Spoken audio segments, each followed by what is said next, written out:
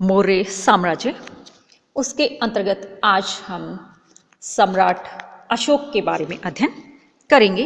कि हमने देखा कि इससे पूर्व चंद्रगुप्त मौर्य जो उसके बारे में अध्ययन किया था, और हमने देखा कि चंद्रगुप्त मौर्य के बाद में उसका पुत्र बिंदुसार गद्दी पर बैठा, और बिंदुसार के बाद में सम्राट अशोक जो था वो गद्दी पर बैठा था। बिंदुसार की मृत्यु के बाद में सम्राट कौन बना? अशोक बना। और प्राचीन भारतीय इतिहास में कोई ऐसा सम्राट नहीं है जो कि अशोक के समान सर्वगुण संपन्न हुआ हो। अशोक का शासनकाल प्राचीन भारतीय इतिहास का एक अत्यंत ही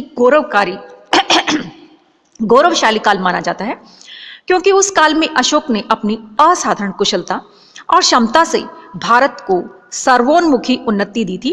और H.G. वेल्स ने लिखा है कि इतिहास के पृष्ठों को रंगने वाले सहस्त्रों राजाओं के नाम के मध्य अशोक का नाम नक्षत्र में सबसे ज्यादा चमकने वाला होगा, और उसे विश्व की महान विभूतियों में से एक कहा जा सकता है। उत्तम प्रशासनिक व्यवस्था, धर्म संरक्षण, हृदय की उदारता, कला का विकास और प्रजावत्सलता की दृष्टि से सम्राट अशोक एक महान शासक था। उसने शस्त्र विजय के स्थान पर धर्म विजय प्राप्त करने का प्रयास किया। उसकी राजनीतिक उपलब्धियां तो महत्वपूर्ण थी ही, लेकिन उसकी अमर कीर्ति का आधार उसकी वे सांस्कृतिक उपलब्धियां हैं जो विश्व के इतिहास में अतुलनीय है, और समस्त जीव जगत का भौतिक एवं आध्यात्मिक उत्थान उसके जीवन का परम आदर्श था। अब हम अध्ययन करते हैं कि सम्राट अशोक जो उसके बारे में हमें जानकारी के साधन जो हमारे पास में कौन कौन से हैं। कहा जाता है कि संयोग से अशोक जो उसके शासनकाल के बारे में हमें सबसे ज्यादा जानकारी प्राप्त करती है, और उसके लिए हमें हमारे पास में बहुत सारे साक्ष्य हैं, जिसमें मुख्य रूप से दो प्रकार के, एक तो साहित्यिक और दूसरा अभिलेखीय। साहित्यिक सामग्री जो उसमें बौद्ध ग्रंथ जो है उनमें सबसे ज्यादा हमें अशोक जो उसके बारे में अध्ययन मिलता है, जिसमें आपके दीपवंश, महावंश, इसके अलावा बुद्ध घोष की रचनाएं जिसमें दिव्यावदान, अशोकावदान माला, इसके अलावा आर्य मंजूषी मूलकल्प, कल्हण की राजतरंगिणी और पुराण कथाएं जो है उनसे हमें अशोक के बारे में जानकारी मिलती है। इसके अलावा कुछ चीनी लेखक जैसे फायान है, हिनसांग है, इत्सिंग ने, उन्होंने भी अपने वर्णन जो उसमें अशोक जो उसके बारे में लिखा था। इसके अलावा दूसरा जो था अभिलेखीय सामग्री, उसमें स्वयं अशोक के अभिलेख जो है वो सबसे ज्यादा महत्वपूर्ण है। सबसे पहले टिफेंथलर ने 1750 ईस्वी में दिल्ली में अशोक के स्तंभ का पता लगाया था, किंतु अशोक के अभिलेखों को पढ़ने व उनका संबंध अशोक से जोड़ने में सबसे पहले जेम्स प्रिंसिप को 1837 में सफलता मिली थी, और अशोक के ये अभिलेख भारत के विभिन्न भागों से मिले हैं। ये अभिलेख उसके शासनकाल की महत्वपूर्ण बातों एवं उसकी आंतरिक विचारधाराओं से हमें अवगत कराते हैं। अशोक के अभिलेख भी कई प्रकार के हैं, जैसे शिलालेख, स्तंभलेख तथा गुहालेख। और शिलालेख भी दो प्रकार के हैं, बड़े शिलालेख और लघु शिलालेख। और स्तंभ लेखों की संख्या 7 है तथा गुहालेखों की संख्या 3 है।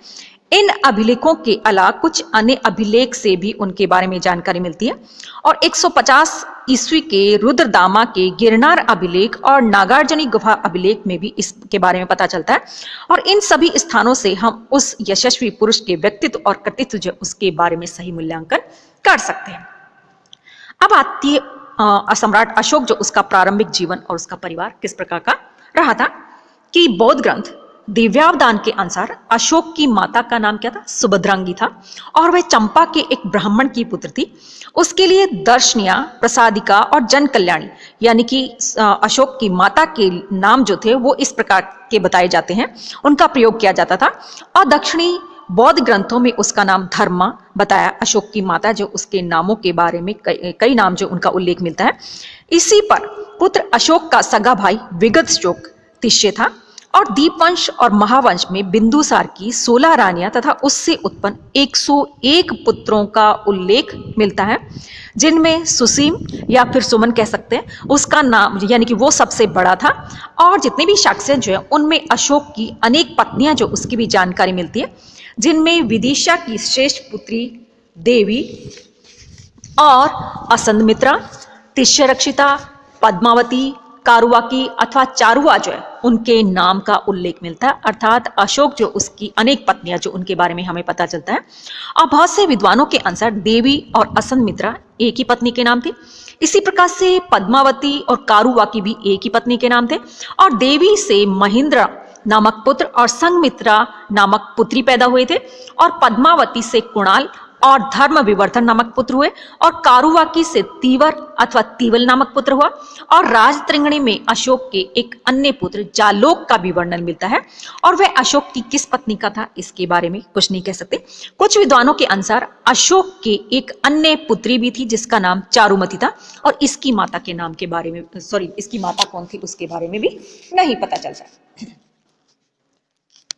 अगली बात आती है प्रांतीय शासक के रूप में अशोक ने किस प्रकार से कार्य किया था। कि सम्राट बनने से पहले अपने पिता बिंदुसार के शासनकाल में अशोक ने प्रांतीय सूबेदार या उपराजा के रूप में शासन संबंधी बहुत सारे अनुभव जो उनको प्राप्त कर लिया था, और बौद्ध ग्रंथ जो उनसे पता चलता है कि उसे सबसे पहले अवंती प्रांत का सूबेदार नियुक्त किया गया था, जहां उसने विद्रोही तत्वों का दमन करके शांति व व्यवस्था कायम की, और उसकी इस योग्यता से प्रभावित होकर ही बिंदुसार ने उसे तक्षशिला का सूबेदार बनाकर भेजा था, क्योंकि उस प्रांत में भी भ्रष्ट राज्य अधिकारियों के शोषण के विरुद्ध जनता ने विद्रोह कर दिया था, और अशोक तक्षशिला के विद्रोह को दबाने में भी सफल रहा। साहित्यिक साक्ष्य जो उनसे पता चलता है कि बिंदुसार के अंतिम दिनों में तक्षशिला जो है वहां पर फिर से विद्रोह उठ खड़ा हुआ था, और इस बार बड़े राजकुमार सुसीम को भेजा गया, और सुसीम विद्रोह को दबाने में असफल रहा, तब पुनः अशोक को भेजा गया, और जिसने सफलतापूर्वक विद्रोह का दमन कर दिया, और इससे राज्य के कई मंत्रियों का समर्थन उसे प्राप्त हो गया, और इसके कुछ दिन बाद ही बिंदुसार की मृत्यु हो गई, और अपने समर्थ मंत्रियों जिनमें राधागुप्त मुख्य था उसकी सहायता से अशोक ने मगध के सिंहासन पर अधिकार कर लिया। अगली बात आती उत्तराधिकार संघर्ष।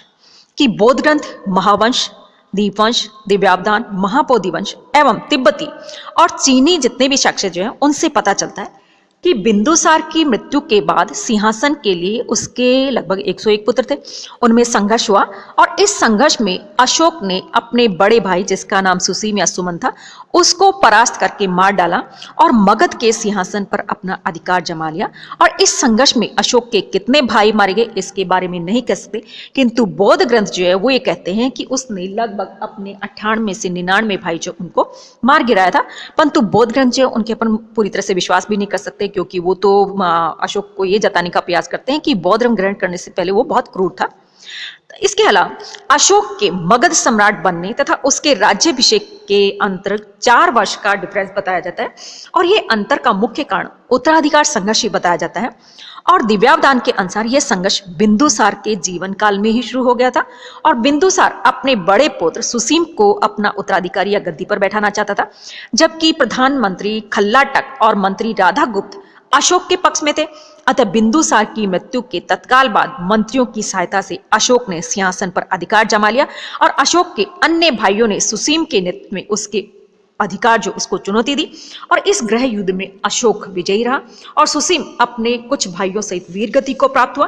परंतु डॉक्टर स्मिथ और डी.आर. भंडारकर आदि कई विद्वान जो वो इस बात को मानने के लिए तैयार नहीं है कि अशोक जैसा शासक अपने सभी भाइयों की हत्या कर सकता है, और अपने मत की पुष्टि के लिए उन्होंने जो तर्क दिए कि जो कि ज्यादा वजनदार नहीं है कि गृह युद्ध लड़ा जाए और किसी की हत्या ना हो, ऐसा भी संभव नहीं हो सकता, और इसके साथ ही हम बौद्ध ग्रंथों को भी पूरी तरह से नहीं मान सकते। इसके अलावा अशोक के नाम जो वो एक नहीं बल्कि अनेक नाम जो उनका उल्लेख मिलता है, कि जैसे अशोक से संबंधित सभी साहित्यिक और पुरातात्विक स्रोतों के अध्ययन जो उनसे पता चलता है कि इस सम्राट के 3 नाम थे, अशोक, देवानाम प्रिय और प्रियदर्शी। इसके अलावा राजा केवल मास्की के लघु शिलालेख को छोड़कर अशोक के अन्य सभी लेखों में उसे प्रियदर्शी के नाम से पुकारा गया है, और सिंहल ग्रंथों में अशोक को प्रियदर्शन कहा गया है। ये अशोक जो उसका प्रारंभिक जीवन रहा था, किस प्रकार से उसने अपने गद्दी जो उसको हथियाया, उसके लिए किस प्रकार से उसने उत्तराधिकार संघर्ष किया, और प्रांतीय शासक के रूप में रहते हुए उसने किस प्रकार से शासन संबंधी जानकारी जो उसको प्राप्त कर ली थी। आगे आती अशोक की विजय, वो हम अगले वीडियो में करते हैं।